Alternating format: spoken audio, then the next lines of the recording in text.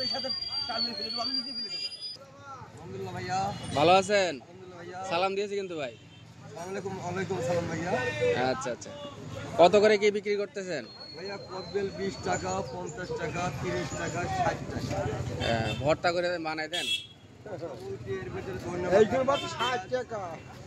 কাঁচামরিচ, জিরে গরম মশলা, সরষের তেল, চিনি, আপনার সরষে বাটা, বিভিন্ন আইটেম দিয়ে কদবেলটা ভর্তা করি।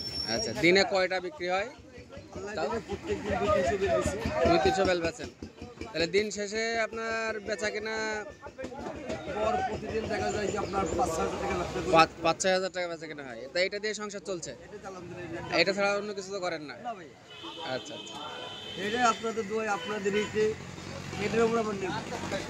আচ্ছা, এটা হচ্ছে স্থান হচ্ছে কারবারডাঙ্গা কবরস্থান মোড়, বটতলায় আমাদের মওলা ভাই সুস্বাদু বেল উনি ভর্তা বানায় তো বেচেন।